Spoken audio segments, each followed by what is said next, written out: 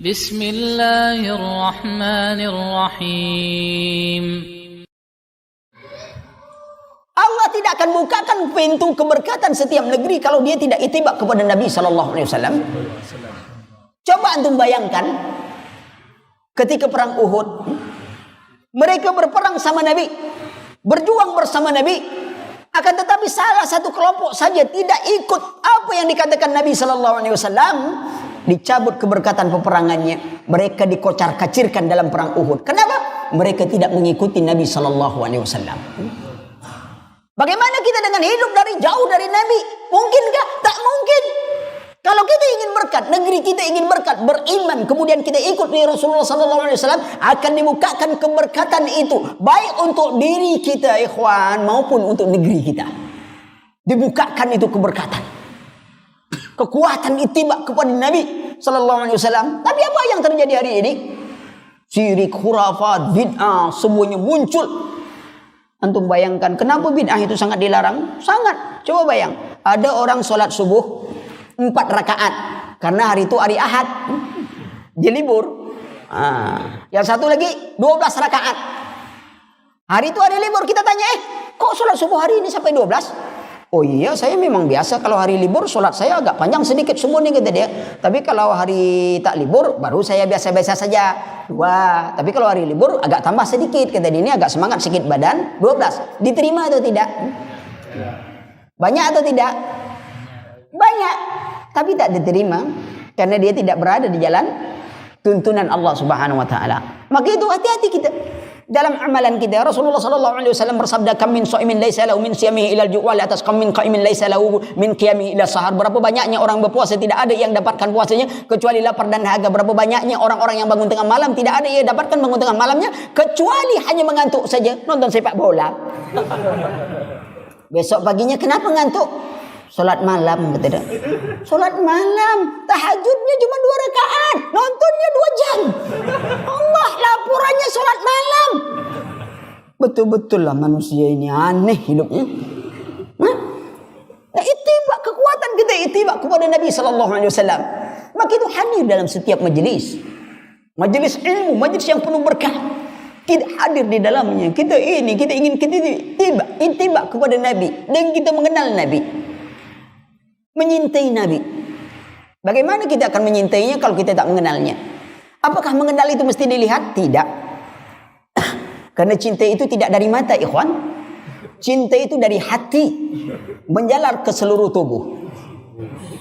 Bukan cinta itu dari mata turun ke hati. Salah. Orang buta kan boleh juga menyintai orang. Memangnya orang buta tak boleh menyintai orang? Boleh kan? Jadi cinta itu dari hati. Ketika hatimu dipenuhkan dengan cinta, maka pandanganmu yang kau sebarkan adalah keindahan. Pendengaranmu adalah kebaikan. Lisanmu tidak berbicara tentangnya kecuali kebaikan itu. Berbeda apabila hatimu penuh dengan keburukan. Apapun yang kau lihat dari amalan saudaramu selalu buruk. Ada musibah ditolong karena hatilah benci. Apa dia kata dia? Ente mau lihatkan kaya sama saya? Hah? Saya tak butuh bantuan. Salah kita bantu. Besok musibah lagi tak kita bantu. Ketemu lagi, ente memang korun ya. Bentang-bentang punya harta, tak mau bantu-bantu saya dalam musibah. Kemarin kita bantu, salah. Hari ini kita tak bantu, juga salah. Apa sebab? Karena pandangan hatinya penuh dengan keburukan. Pandanglah manusia dengan cinta. Itu dia. Bukan dari mata turun ke hati. Bukan. Itu pepatah salah, ikhwan. Antum Quran yang tak boleh disalahkan, pepatah salahkan aja. Sambil nyelam minum air, batal puasa bulan Ramadan. Lihat, perhatikan itu. Banyak jalan menuju Roma. Ente mau kemana ke Roma? Hah? Kita kan ke umroh, banyak jalan ke untuk umroh baru mantap. Ke Roma ngapain kita jalan-jalan ke Roma? Orang kita orang Islam tak ada kebutuhan kita Roma tuh. Itu lihat, lurus saja. Nah, jadi cinta itu dari hati. Naik dia. Indah. Kita tidak nemui Rasulullah dan kita tidak melihat Rasulullah. Berhak tak kita menyintai? Bahkan wajib kita menyintai Rasulullah sallallahu alaihi wasallam. Di atas segalanya, walaupun kita tidak melihat. Nah, untuk menanamkan cinta ini, maka kita belajar tentang sirah Rasul. Bagaimana akhlaknya. Ini tidak nama semua artis hafal. Baru aja tersebut nama artis itulah terbayang wajah artis itu. Antum bisa bayang pun saking hafalnya itu, Kang. Apa yang dikerjakan Presiden Amerika, tahu dia hari itu, Kang. Tapi kalau ditanya, Rasulullah dia tak tahu tuh. Bayangkan antum. Apa kita tidak malu menyatakan cinta kepada Rasulullah, cinta kepada Allah? Malu kita sedikit, ya akhi. In kana hubbuka haqqan fattabi'u. Kalau cintamu benar, engkau pasti mengikutinya. Karena layaknya setiap orang menyintai pasti selalu mengikuti apa yang ia cintai. Maka jangan berikan cinta itu kecuali kepada Allah dan Rasul. Kepada Allah dibuktikan dengan ittiba kepada Rasul sallallahu alaihi wasallam. Bolehkah menyintai lain? Boleh, dalam rangka cinta kepada Allah. Boleh menyintai anak, menyintai istri, itu sudah fitrah. Zuina lin-nasi hubbus sahar minan nisa wal banina wal qanatiril muqantar. Biasi manusia kecintaan kepada wanita, anak-anak, perhiasan itu sudah wajar. Maka itu antum juga kalau punya istri antum ingin perhiasan, jangan bilang kan tak wajar, wajar aja dia perempuan. Perhatikan ikhwan, ini kalau kita cinta kepada Rasulullah, ittiba kepada Rasul. Buktikan cinta kita dengan ittiba. Sami'na wa ata'na. Apa yang diperintahkan Allah? Tadi bukti cinta kita itu ada tak? Sebatas mana kecintaan kita? Saya ulangi lagi contoh. Saya ulangi contoh berulang-ulang. Bagaimana orang dengan cintanya, dengan husnuzonnya datang ke tukang cukur. Begitu datang tukang cukur, Pak, potong rambut saya. Tukang cukur bilang, duduk. Antum berdiri atau duduk? Duduk antum, duduk. Kalau ditengoknya antum punya jabatan, dia tak sentuh antum, tapi dia pakai tenaga dalam. Maaf Pak, kata dia. Begini dia, maaf Pak. Kepalanya miring sedikit. Miring kepala antum. Itu ke belakang sedikit. Tapi kalau antum tak punya jabatan, dia pegang kepala antum. Minggir sedikit. Belakang sedikit.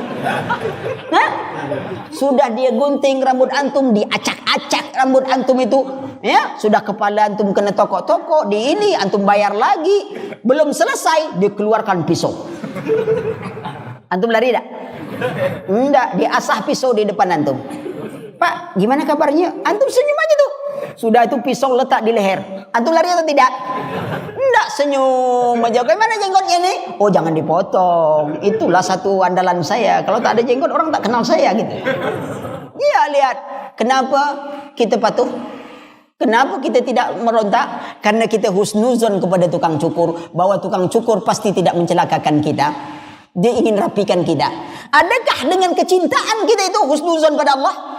Bahwa apa saja yang diperintahkan Allah dan Rasulnya baik untuk kita. Apa yang dilarang oleh Allah dan Rasulnya buruk untuk kita. Atau kita ambil yang baik.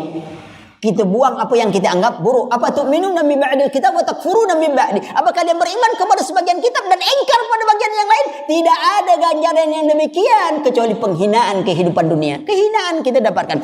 Iza tabaya'tum bil ina wa akhastum asnabal baqar wa raditu bizar'i wa taraktumul jihad fi sabilillah sallallahu alaikum zulla la tanzi'u hatta tarji'u ila dinikum. Kalau kalian sudah jual beli secara ina, bagian riba kecil nampaknya. Kalian senang pertanian, kalian senang peternakan, kalian tinggalkan berjuang di jalan Allah. Allah timpakan kehinaan pada kalian. Sampai kalian kembali kepada agama kalian.